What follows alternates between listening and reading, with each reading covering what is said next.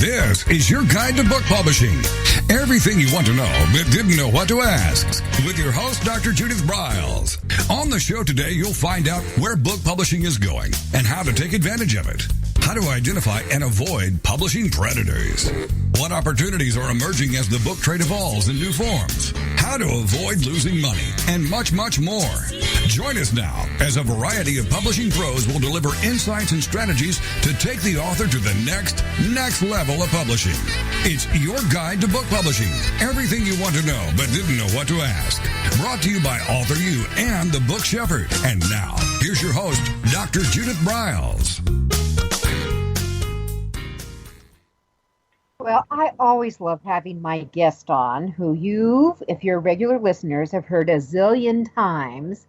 But this is a new angle to it, which really kind of taps into our angles. It's how to create hooks and angles for massive, monstrous, over-the-wall, tsunami types of book publicity. Joan Stewart, the Publicity Hound, is back with us.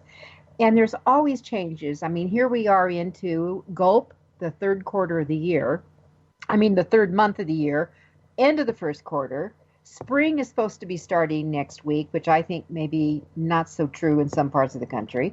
But in reality, there is some things that you can do to spring some action into what you're doing publicity-wise. So what Joan's got is a variety of really angles and hooks that are current, contemporary, and that are highly usable. And with that, Joan, welcome back to AuthorU, your guide to book publishing. It's great to be here again. I call this the fastest hour in publishing because whenever I'm on your show, it goes so fast. I know, you know, that is the most common thing all my guests say. First of all, I say we're on for a whole hour, and they're going like, you know, the deer in the headlight version. Exactly. Like, Yep. How can I possibly talk for an hour? And I said, just trust me. I always know enough about your topic that I'm dangerous. So if I have to... Okay, well, I'm going to call you into action when I talk about the first hook and angle. And I just want to give you just a little bit of background on me. One of the reasons that I know so much about hooks and angles for not only for book publicity, but for publicity for any product or service is because I used to work in the newspaper business for 22 years as a reporter and an editor. So I know exactly what catches their attention and what the kinds of pitches that fall flat. And Judith, you know this. Many authors, they struggle. They put so much time and energy and money into publishing their books, and then when it comes time to launch, they are absolutely exhausted, and they don't have any creative ideas at all. And a lot of them don't even have energy left in their brains to come up with creative hooks and angles. So I'm going to share with them. I've got 16 of them here, and we'll see how many of them I can get through during this next hour. So is it okay if I just start right now?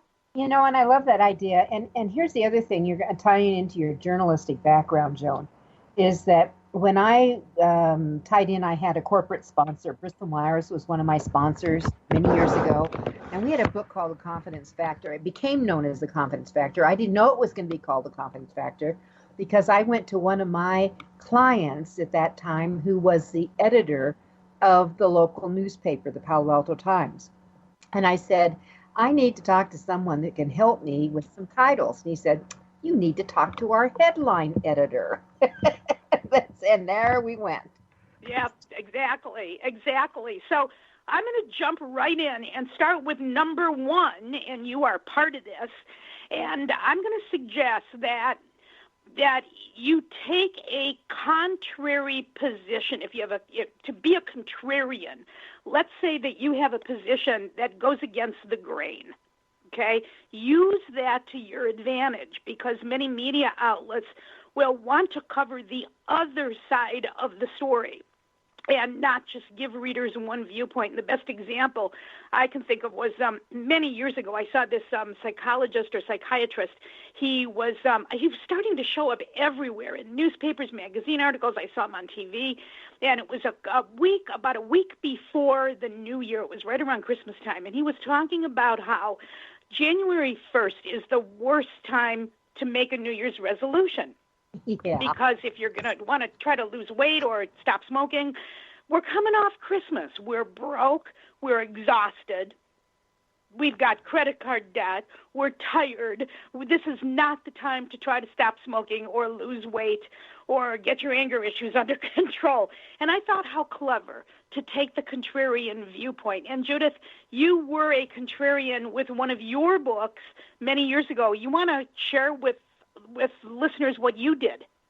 Actually, I've been a contrarian many times, Joan, but the book you're referring to is the book called Woman to Woman from Sabotage to Support, which actually bred multiple other books. But here's what it was about. My doctorate and my dissertation focused on ethics and why women undermine other women. Gloria Steinem, the Gloria Steinem, over dinner one night, tried to talk me out of publishing the book. And Judith, this was in the 1980s. Yes, is that correct? 1987, and by the way, this book had been turned down by every major publisher. I was represented by William Morris, every publisher. I could walk in to any of them, they would have wanted me, but they didn't want this book, and it turned out they were afraid of it. Joan, they were afraid of the book. And the woman who was the head honcho at Warner's Book said, we all read your book, and I have to tell you, there's a cloud in here now. Yeah. So what the book was is explored the whole theme. I did a national study on why women do and why women undermine other women. It was seeded by an embezzlement that I went through where a female partner had hit me up for over $1 million and we lost everything. Out of that came this book, and I learned to pitch it myself. And typically, I'm like most authors at that first round and blah, blah, blah, blah, blah. Didn't get to the point until I came up with, contrary to popular belief, men don't discriminate. And then I just shut up, Joan. I just shut up. And from that, the producer would say, well, what do you mean everyone knows men discriminate? No. Women discriminate too, and the difference between men and women is women discriminate and focus on their own gender. Men will shaft anyone. Now they're laughing. And that's a great soundbite. Yes. As well. Yeah, before we called them sound bites, right? And then it was coming, and what the outcome of that, 4 pages in People magazine, from the Wall Street Journal multiple times, to Time magazine, to Newsweek magazine, to all the regional locals, and by God, I even survived the National Enquirer. It was on every major television show after publishing houses said, there is no way you will get any publicity on this. And even exactly. For People magazine. So, Judith, I think that the contrarian viewpoint does not only work for nonfiction authors, it works for fiction authors too. Absolutely. If you have a contrarian viewpoint on any issue that's tied to your book, run with it and pitch it that way, that you're the contrarian. You don't, like Judith, you said, contrary to popular belief is a great lead-in to a pitch.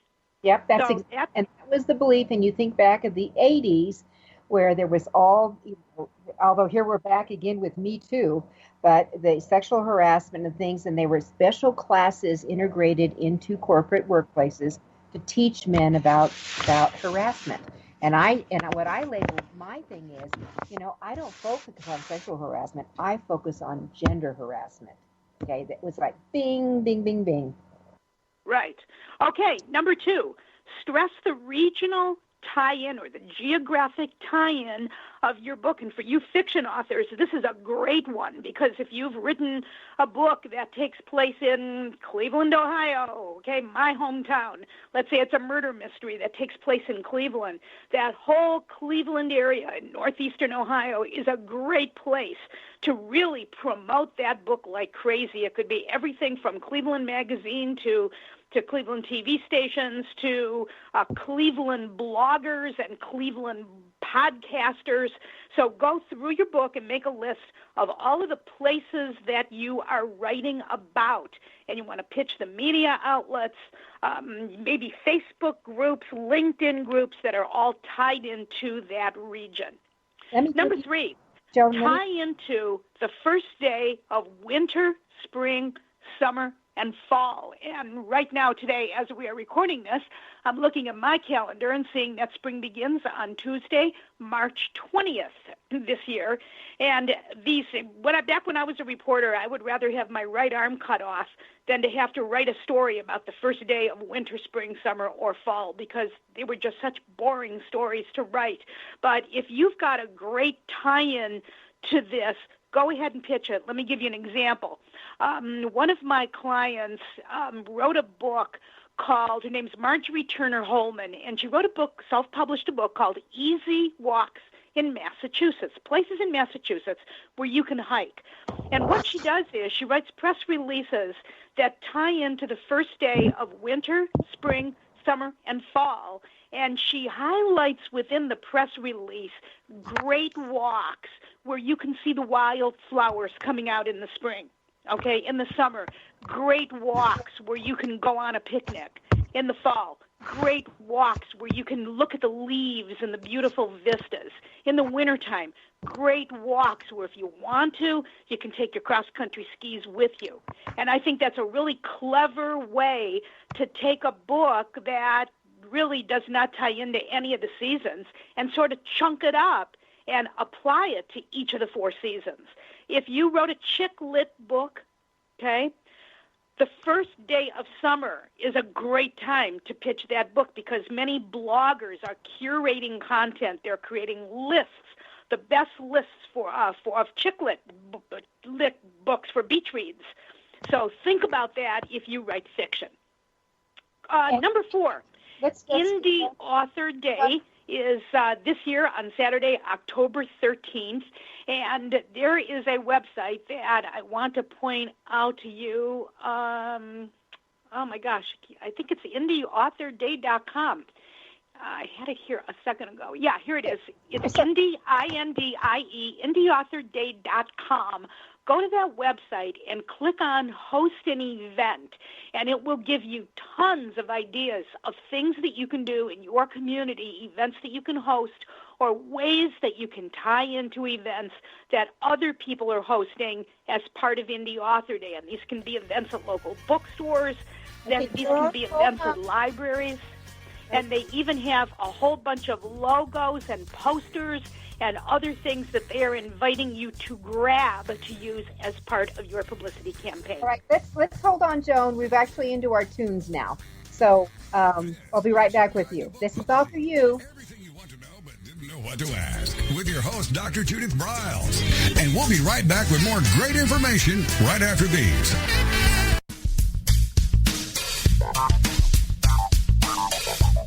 Is there a book in you or another? AuthorU will show you how to create, develop, and publish your book without being hoodwinked.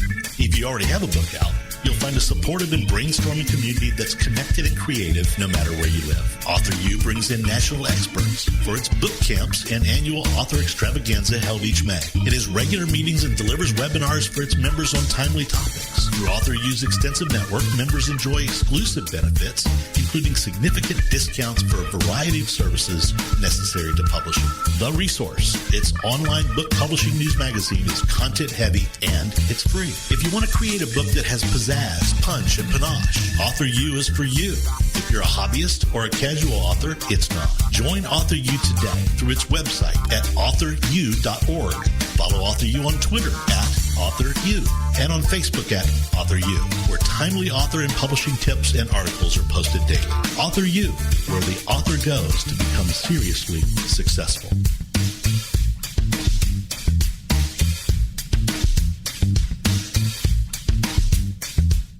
First impressions are everything in the world of book publishing. Whether your book is an ebook, a print version, or both, your book cover needs to pop, sizzle, and sparkle to immediately capture the attention of your audience. And your book's interior needs to be just as dynamic and reflect the professionalism your readers demand. Nick Sellinger of NZ Graphics has won numerous national and international book awards for his cover designs and interior layouts. With over 20 years of experience in graphic design, he knows what it takes to create award-winning books and the many promotional pieces that authors need, such as posters, banners, postcards, one-sheets, business cards, logos, and more.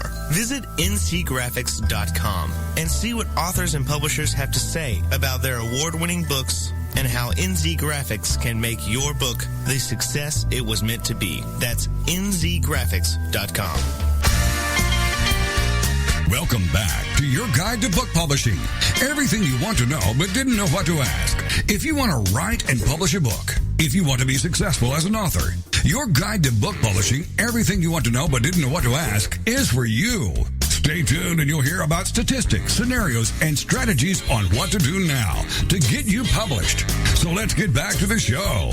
And here again is your host, Dr. Judith Briles. All right, we kind of cut off short, so I wanted Joan to repeat the website for Indie Author Day. Okay, it's Indie, I-N-D-I-E, indieauthorday.com. And you want to go to that site and click on Host an Event in the upper right-hand corner, and you'll get just information galore on how to tie into Indie Author Day. And what day is it this year? Saturday, October 13th. There you go. So you have plenty of planning time. Exactly. Don't wait until October 9th to do something, or you're not going to have enough time to promote it. I do it, a good 2 months before at least. All right. So that's number 4. Number 5 is? Okay, number 5. Promote a cause or issue that's tied to your book. At the Judith's huge event, the extravaganza, a couple of years ago, our entertainer was Jimmy Wayne. Jimmy is a country western singer who grew up in the foster care system. And he had a wonderful story to tell in his book, Walk to Beautiful. And Jimmy didn't only write a book. He is a fierce advocate for states changing the foster care laws to give children more of a safety net in each of the 50 states. And I think he successfully got the state of Tennessee, if I remember correctly, to strengthen their law to give foster children more protection. And he uses that to, that's part of the book promotion, is to do lobbying to get out there in public. So even if you've written fiction, if there is a cause or an issue tied to the fiction and you can promote it, use that, because a lot of times it's not about promoting your book. It's about promoting your expertise that's tied to a cause or an issue. And if they cover you, guess what they're going to tell people about? They're going to tell them about your book. Absolutely. And he was wonderful. At the extravaganza. All right. Number 6. Okay. The next one is,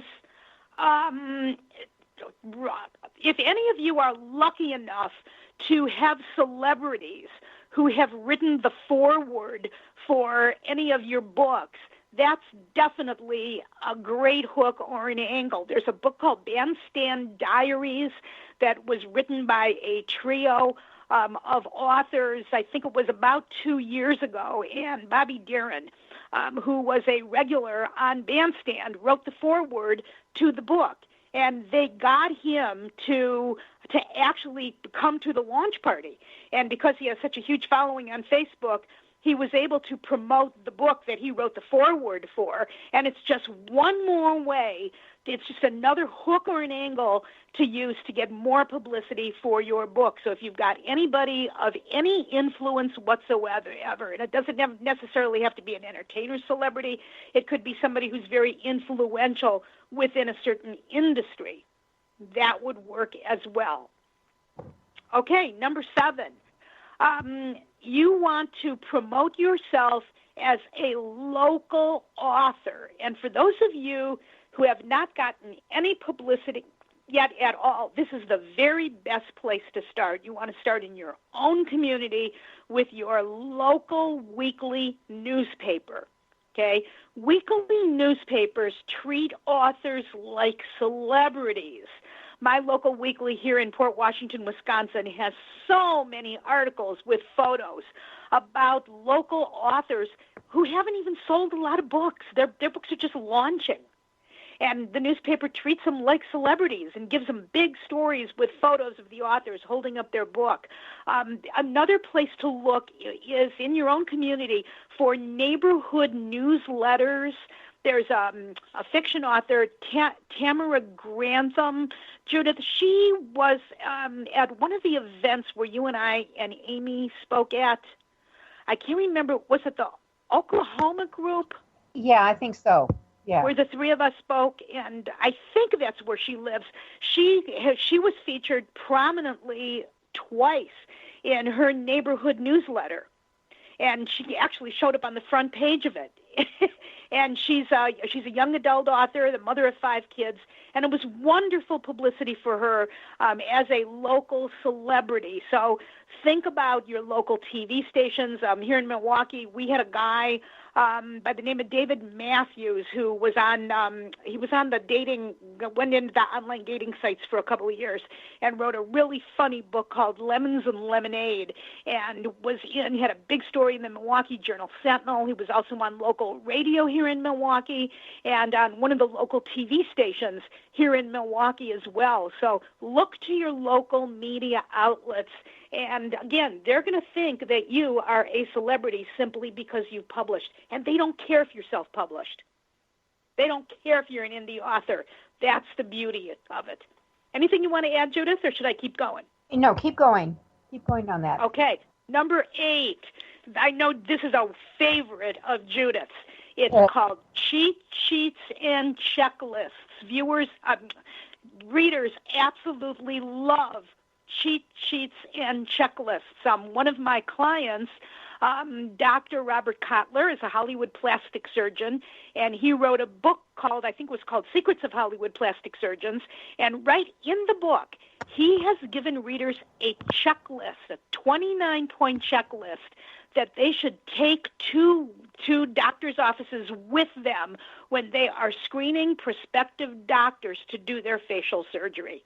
And you do not have to have the checklist or the cheat sheet directly within your book.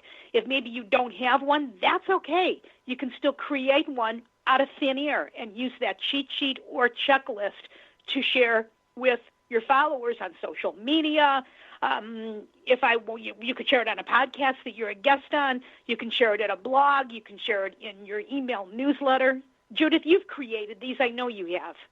I use them all the time. And actually, when I was doing massive media, Joan, on my books, in the old days when I was doing the touring and all the tour, I always had one that they could download before people knew what downloading was, or could send them to the producers, and they would offer them out too. And actually, the show hosts loved to use them and play with them and make quizzes out of them with their guests and their listeners.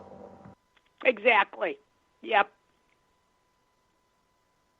And let me just add this in. I think what's really important for everyone to understand is that we're halfway through with Joan's ideas, so we're going to get through all of them, Joan.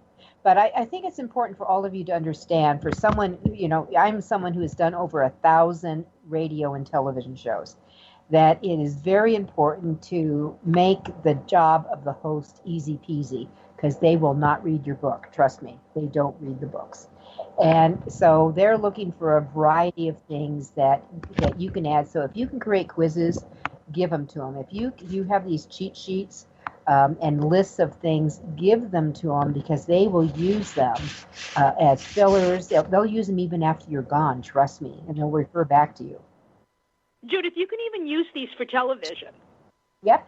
Because sometimes they'll take 3 bullet points from a checklist or a cheat sheet and they'll flash it on the screen while they're talking about the story. And if you're going to do one of these, you don't want a 10-point checklist, because that's way too long for TV. Just do 3 quick points, get in and get out, and take that to the studio with you or give it to them ahead of time so they can put it on the screen. Right. And so let me add to this too. If you're going to do this kind of thing, keep it very short, so they have to add on to it, but very bottom of it, because a lot of times they will just take a snapshot of your cheat sheet or the deal instead of typing it all in. So what I would suggest you do is make sure that you get in your website on this little sheet, so they will always see it when it pops on the screen if it's a television show. Exactly. Or you know what you could do? You could give them 3 tips from your cheat sheet and then give the website where they can find 10 more tips. Yep, I love that idea, Joan. Or 7 more tips. Yep. You got to give them a reason to put your website on the screen. You can't just say, go to the website. You got to give them a good reason to do that. All right. Number 9. Okay, should I keep going? You bet. Okay. Promote with a video tutorial on how to do something. For you nonfiction authors, this is an easy one. Just figure out what the problem is that your book talks about and create a video tutorial. It can be a series of short videos that become an entire playlist on your YouTube channel. And again, you want to keep your videos nice and short. Try to keep them under 2 to 2.5 minutes. Try not to go over. The beauty of doing a series of shorter videos is that for each of those videos, you can use different keywords and keyword phrases and a different description, and that will help pull traffic into your website. And there's so many different things you can do with YouTube videos. My heavens, you can put the embed code, you can put them on Facebook, you can share it on the social media sites, you can put put it in an email newsletter, you can embed it into your blog. There are 1,000,001 ways to do it. And remember that Google loves video, and Google bought YouTube for some astronomical fee, $6.2 billion or something like that. So Google thinks video is very important, and it will help pull traffic to your website. Well, here's some trivia on that YouTube buy, because we're going to come up to our next break here. But when they bought it for that $6 billion, it was presented, the woman who presented it, the VP, looked at it, assessed it, brought it in. They made a decision within an hour to buy it, within an hour when it was presented. So, you know, it's number one, being in the right place at the right time, which always ties in publicity, Joan, that a lot of times the things that you're talking about, from the contrarian to tying in with the local news to going with the seasons, it's always the right place at the right time and the right pitch. So with that, we're going to take another quick break. With me is Joan Stewart. She's the Publicity Hound, and we're giving you 16 ways to create hooks and angles for more publicity. We'll be back.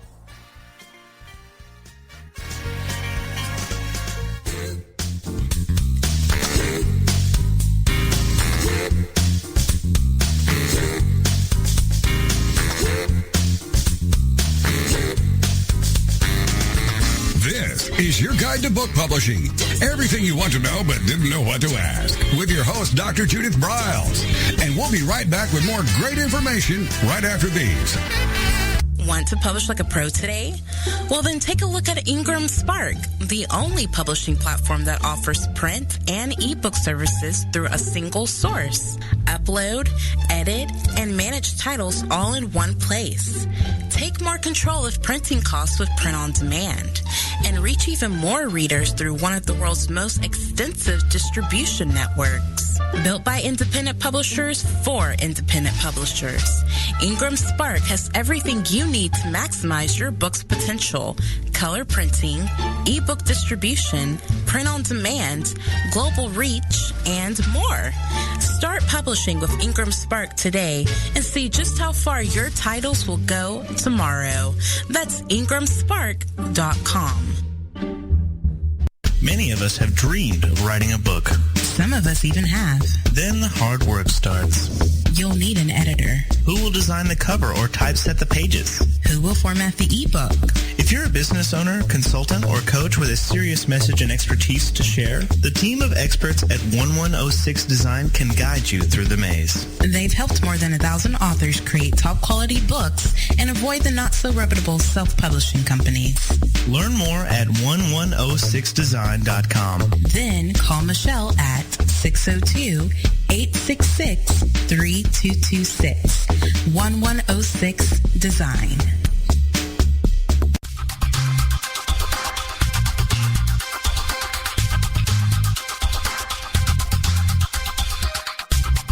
When Ned Thompson and Harry Shore started Thompson Shore in 1972, they believed employees with great character would make up the best company. They were right. They hired people who were not only experts in bookmaking, but who were obsessed with quality and delivering exceptional customer service. Almost 40 years later, Thompson Shore remains a 100% employee-owned company. Ned and Harry knew that successful customer projects are a direct result of empowered employees. We specialize in all books for large and small publishers. Creating beautiful and well-made books, we're dedicated to pleasing our customers by making the experience a good one from start to finish. The personal touch we have with our customers allows us to be innovative in solving their most difficult challenges. Our platform also ensures that we can remain flexible to meet our customers' unique needs and expectations. Our marketing kit can create buzz for your title, enhancing the promotion of your book during infancy. When you need to test the market to gauge your future sales, we can provide digitally printed books that will transition seamlessly into a larger offset run. From ebook to hard copy to delivery, our skillful customer service teams are at the ready to answer your most pressing question. At Thompson Shore, we know that making the highest quality books requires more than just best technologies. It requires superior customer service, professionalism to the trade, and commitment to environmental and social values. With these standards of excellence in place, you can be sure that we will always help you put your best book forward.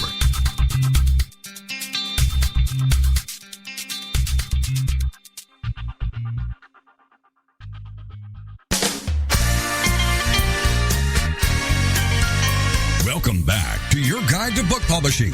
Everything you want to know but didn't know what to ask. Coming up, you'll hear more about statistics, scenarios, and strategies on what to do now to get you published. So let's get back to the show. And here again is your host, Dr. Judith Briles.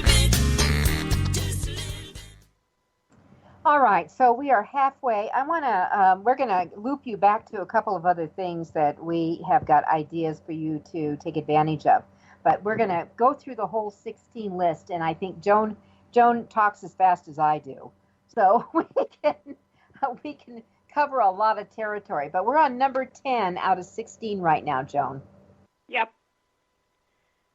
Okay, you want me to let me double back. I want to double back you out to something that we just left off with, and that was a video tutorial. I want to give some fiction authors an idea of how to do this.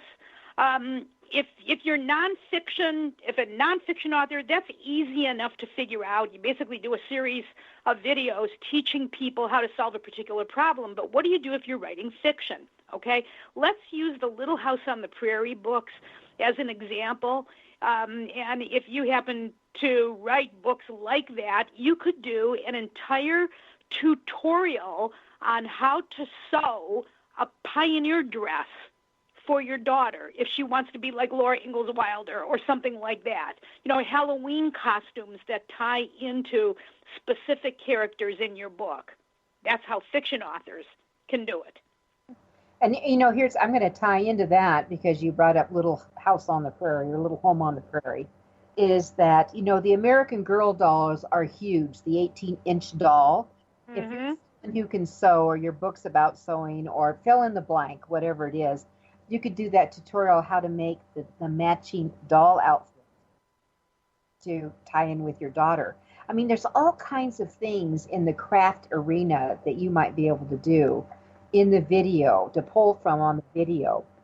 And there was another thing is that I was at the American Library Association meeting here a month ago, and I was watching a YA author, and her whole book begged for little gimmicks, gadgets, costuming to go with it. It had the King Arthur theme, it had the Guinevere theme, it had dragons in there.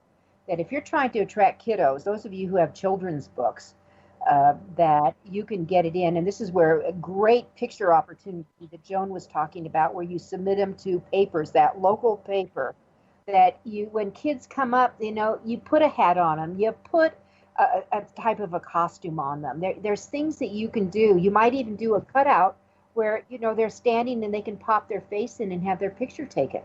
I love it. I love that idea. All right, and then what you do is take a picture with your smartphone. Mom's standing right there. Let me email your picture of your kid. I mean, there's just all kinds of things that you can do to engage a potential buyer. And I'm telling you, if you engage kids, your book is sold.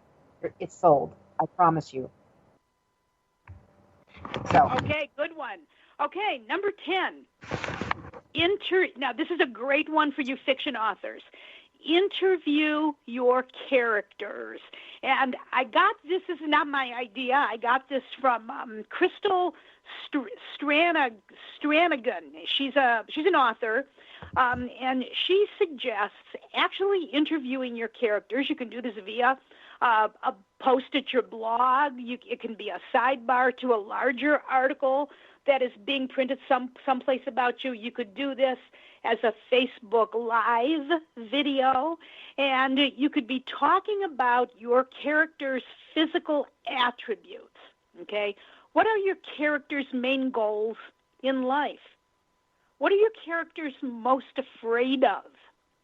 Do they have a deep, dark secret that maybe you have not written about in your novel? Who's your character's best friend?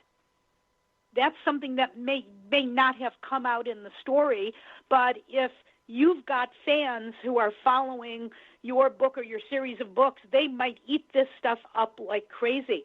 Tell us about your main character's family members. Who are they? And give us some background. You could have a lot of fun with that.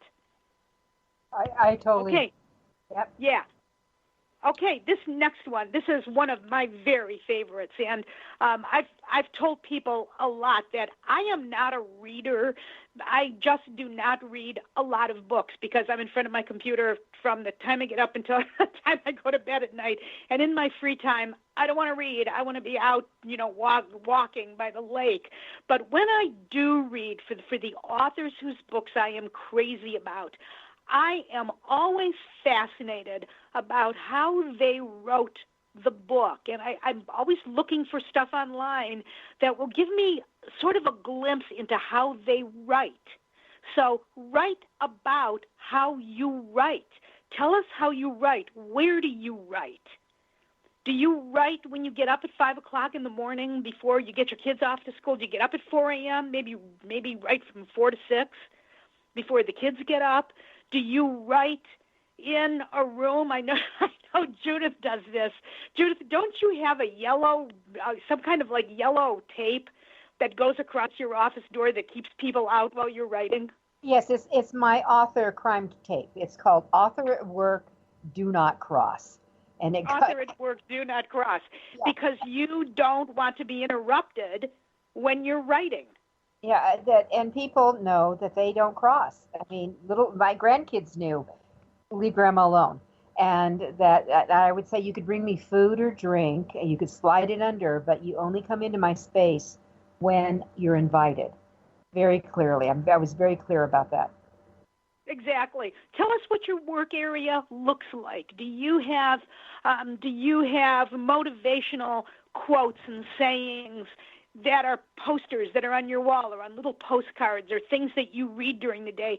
Do you ever get angry when you're writing? Do you ever get writer's block and you get angry that you can't write? Do you ever write a chapter and you get ticked off because you think to yourself, how could I have written such crap? Share with us, share with your fans how you write. Pull back the curtain. I love this idea. Do you, let's say you write mysteries, if you write murder mysteries, do you have the whole murder mystery plotted out in your brain even before you sit down to write the first chapter? I don't know how murder mystery authors write, but I love murder mysteries, and that's something I would like to know. Do you have the whole mystery solved even before you write the first word? I think that they would find that really interesting. Okay, can I keep going? Yeah, I do, and I agree with you. Everyone has different things on how they write. I mean, for example, I just finished my 36th book. People are boggled when I say I did the entire first draft in 1 week, totally, and was ready to turn it into the editor because I was so myopically focused. So if you're what I'm a binge writer, Joan. So tell people where you wrote the book. In a cruise ship on the balcony. Okay, that's exactly what I'm talking about. and you share with people how you wrote. You wrote the book on the balcony of a cruise ship where were you? In the Caribbean? I actually don't even know where I was. Yes, I was in the Caribbean, but you don't know where you were because you didn't leave the balcony. Yeah, well, exactly. That's interesting. I had rules. The rules was, and I was up at around 4 a.m, and I started writing, and that about 7, I got to take a health break and go out, and I was a hunter-gatherer, and I went out and got my hot tea and coffee for my husband, and I brought granola back. At noontime to 1, I went out and looked for a salad from our favorite place, Central Park Cafe, John. And then I brought it back, and at 7 o'clock, I stopped. But basically, what you're doing is that I had, if I'm up at 4 and I'm working, and I took a 15-minute run to go get something, that basically I have been working for 14 hours at least. Okay, it's time to break, and then I got a nice dinner, all right, and then I stopped. That was a stop. And the next morning, every day was like that. It is amazing, all of you who say you don't have the time, it's amazing what you do when you are so focused. You don't have outside noise coming in, and you can get it done. Trust me, you can get it done. Okay, very good. Can I go on with the next one? You bet. Number 12, piggyback off someone else's holiday. There's a book called The Chase's Calendar of Events, CHASE''S, Calendar of Events. It's full of all kinds of different events, plus days, weeks, and months of the year, National Baked Bean Week, Sky Awareness Day, all these crazy minor holidays that people dream up. You don't even have to have created your own holiday. Piggyback off somebody else's. One of my clients, Kathleen Watson, is a grammar expert, and she wrote a book on grammar. She piggybacked onto somebody else's day, which is National Grammar Day. It was created on March 4th, 2008, by Martha Brockenbrough. I have no idea who Martha Brockenbrough is, and Kathleen really didn't care either. She just used Martha's National Grammar Day and used that as a perfect tie-in for her book signing. She planned her book launch around National Grammar Day, and she set up a table at one of the local Barnes & Nobles in Madison, Wisconsin, and used it to get fabulous publicity on public radio, and on some TV stations, too, and that led to writing workshops and library events. Great. All right, so, Joan, we're going to come back, and we'll back into that because we're already into our commercial. Dr. Judith Briles. And we'll be right back with more great information right after these.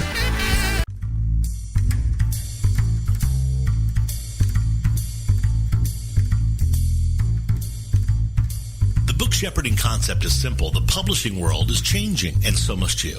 You need an experienced shepherd and a guide to partner with you as you create, strategize, develop, publish, and achieve your publishing goals. You can't do it alone without paying the price. You can spend your money creating a book that turns out to be so-so, or you can create a book that looks and feels classy, builds your brand, and is a financial success, a bestseller. It's your choice. You choose. You need the book shepherd. Publishing is riddled with obstacles, sometimes nightmares for the author. You don't need problems. You want solutions. Dr. Judith Briles will shepherd you through the maze and the chaos. At times, she's had to step in and rescue a book that has been sabotaged by a publisher or by a publishing service provider or sometimes even the author themselves. Judith Briles is the book shepherd if you want to create a book with no regrets. Give her a call today. 303-885-2207. That's 303-885-2207, or email her at judith@briles.com. By the way, Briles is spelled B-R-I-L-E-S. Follow Judith on Twitter at My Book Shepherd and on Facebook at The Book Shepherd.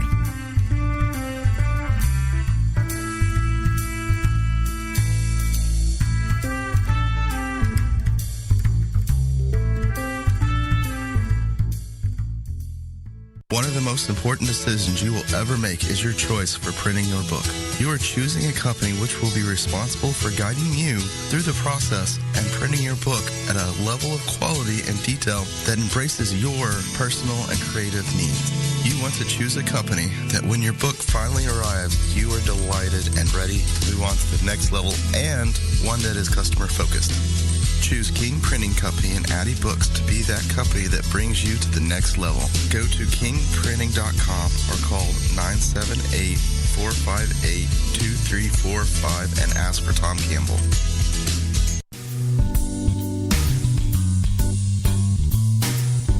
At Total Printing Systems, customer service is our priority. We are located in Southern Illinois.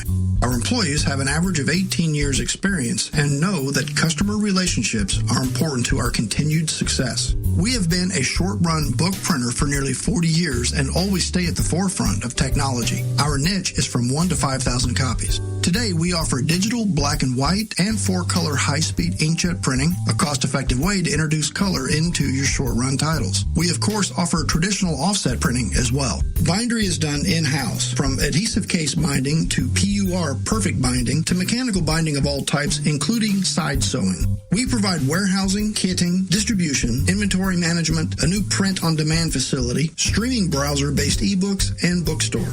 Call us at 1-800-465-5200 for a quote on your next book project. You can also visit our website at www.tps1.com. Welcome back to your guide to book publishing. Everything you want to know but didn't know what to ask. If you want to write and publish a book, if you want to be successful as an author, your guide to book publishing, everything you want to know but didn't know what to ask, is for you. Stay tuned and you'll hear about statistics, scenarios, and strategies on what to do now to get you published. So let's get back to the show. And here again is your host, Dr. Judith Briles.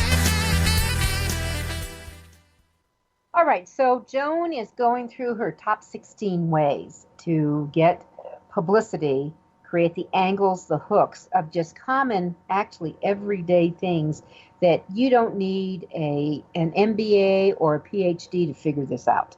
It's really, what you need is your eyes and ears and some, just logic to track down. So Joan, you just talked about hooking into a holiday of some sort or someone else's special day and running with that. What's number 13? Number 13, sex. S-E-X, the sex angle.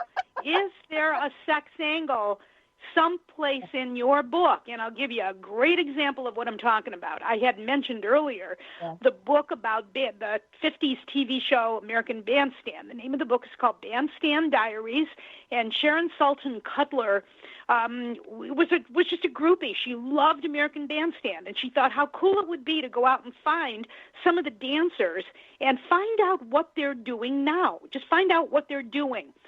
She found out something very interesting. She tracked down Arlene Sullivan and Ray Smith, who were some of the dancers, and she found out that many of the dancers on that show were gay. Well, nobody knew it at the time. 50s. Yeah, this was during the 50s, and nobody knew it at the time. Dick Clark and ABC didn't want anybody to know it at the time, and that was a very small part of the book. It was a very minor part of the book. One of the New York papers, I think it was the New York Post, found out about that and called her and wanted to do a story about the fact that many of the dancers were gay. And Sharon called me. She was in a panic. And she said, what do I do? This is not the main part of the book. What do I do? Do I do the interview? And I said, of course you do the interview. This is a great angle. So she did the interview, and an LBGT publication then picked up the story. And then from there, it went viral. And a lot of the publications that covered it covered the sex angle. And I remember she had called me after she got all the publicity, and we talked on the phone, and she told me what the result was. And she said, I got to go. I got so many orders coming in here. I've got to get these books shipped out. I got to go. And I said, okay. So the publicity on that sex angle, which was a very small part of the book, made books just fly out of her office. So see if there's a sex angle in your book someplace. All right, so I have to tell you my side story on that. I had a book, Okay. serious book. It was about confidence. It was, it was a big book for me. And I was using one of the Bradley deals to advertise it and putting in a commercial. And it goes out to producers. It was just for producers, radio and TV. And when I got it, my copy of it, oh, Joan, I died. I died. Because directly opposite of my ad, about how a woman can gain confidence, was a full-page ad about penile implants. I died. It was the best thing that ever happened. I mean, everyone, all the producers and everyone were turning, look at this. And then my ad, the safe one, was right next to it. I got like crazy. It was great. So I called the publisher. I said, listen, next time I do an ad, I want to be right by something else that's really controversial. It goes back to your point number one. Yeah, be a contrarian. Yeah, and be confident. Be confident when having sex. Act like you know what you're doing, or whatever. You can think of ways that you can tie in the sex angle, because man, sex sells like crazy, and sex absolutely. books sell, and sex magazines sell, Yes. and it sells. So not all of you will be able to do it, but some of you will. So run with it. Okay, Well, number 4. Joan, let me add on one more thing. When times get bumpy, if the economy turns down or there's really depressing news, never undersell the value of sex or sin, because it's a relief. So people are looking for it. Exactly. Okay. Number 14, a quiz. Almost all of you can create some type of a quiz that's associated with your book. Kathleen Watson, the grammar expert who did the book signing in the Barnes & Noble in Madison, Wisconsin, created a short little, I think it was a 6-question grammar quiz that she put on little slips of paper. And she had little yellow pencils there with her at her book signing, and this is how she engaged people when they came into the bookstore. She would say to them, how well do you know grammar? And they would say either, well, I think I know it. And she said, well, how about taking this little grammar quiz? And she would give them a slip of paper and a little yellow pencil, and they would go over to another table and quick put their answers down. It's a great way to get people engaged. And you can do a quiz on just about any topic, even about topics that are within your novels, within your fiction. Mm-hmm. And I'm going to add on to that when you are on shows, having a quiz, whether it's a radio or a television or print, if you've got quizzes and questions, I'll guarantee it they'll lift some of it or all of it and use it. Exactly. And what you could do is you could start a radio interview. You're going to work this out ahead of time with the interviewer, where he asks a couple of questions in the quiz, and he asks the audience, how much do you think you know about sex, or whatever it is, whatever the topic. I got sex on the mind now because we just got done talking about it. And, stay tuned. At the end of the interview, we're going to tell you the answers. It's a great way to keep people engaged throughout the entire interview. There absolutely no question about it. And I know on one of my money books, I was on a television show, and they gave it to the entire audience beforehand, and then they revealed the results, as I was being interviewed, and it was so engaging. People loved it. So excellent. Okay, I've got two left, and we're almost at the end. Number 15. Offer advice for a specific demographic. And I'm talking about a really narrow demographic. Don't try to offer advice for absolutely everybody. Even if you're doing a story on, let's say, you've written a book on spring cleaning, okay? And you can do advice for a specific demographic of men between the ages of 30 and 35, okay? You can pitch that story to men's magazines. And men hate spring cleaning, but if you can really target target. And Judith, you and I talk a lot about being very aware of your target market. Who are you targeting with your book? Yeah, half the people, you know what, I'm being kind. I will say that probably 80% of our listeners, or at least certainly the newbie area, don't really know who their market is. Don't know who it is. So this is critical. So target. And your market is not everybody, because in the first place, not everybody can read. In the second place, even the people who want to read, a lot of those people don't want to read. They want audiobooks, or they want to watch videos instead. And plus, if your book is for everybody, you've got to market to everybody. But when you're breaking down your advice for a very narrow niche, you can go after niche media outlets like blogs and podcasts and magazines that are directed to a very narrow niche of people. Mm-hmm. Okay, my last tip. This is for those of you who went to colleges or universities. What my university or my college taught me about fill in the blank. What did your college teach you about writing or publishing? Did you have a favorite English teacher at your university who maybe instilled in you a love of writing even before you knew how to write? Why is this a good angle? Because you can get publicity in your college's alumni publication, in your alumni magazine. And that's a feel-good story, and they always run feel-good stories. Well, not only that, you should also be pitching the fact to your alumni magazine, because they all have them, that you have a book, that you're a published Exactly. author. So don't miss out on that. The only one I can remember from my reveal here is from my 4th grade teacher, Mrs. Russell. And Mrs. Russell, I can see her as perfectly as I could as a 10-year-old in that class. And she said, avoid using the words always and never. I've never forgot that. Isn't that interesting? Huh? Yeah. That's what she embedded in us. Avoid them because you're going to eat them.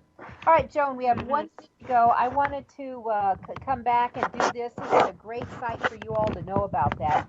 Joan gave on one of her tips about stressing regional tie-ins in a book. If you've written about a restaurant or a site or a place or whatever, a city, a state, there's a website called Squirrel, SQUIRL.co. SQUIR.L.co. Use it. It's a freebie. Take advantage of it. You can get your book placed all over the place, tied into your city, the location with that. And that, Joan, we're at the end of the day. Thank you for being with me. Okay, and if you want more tips, go on over to my website at publicityhound.com and sign up in the upper left-hand corner for my free email tips. If you like anything I talked about today, you'll love my newsletter. It comes out every Tuesday and Saturday. Stay in touch. All right. Happy publishing, everyone. With your host, Dr. Judith Briles. Each week, a variety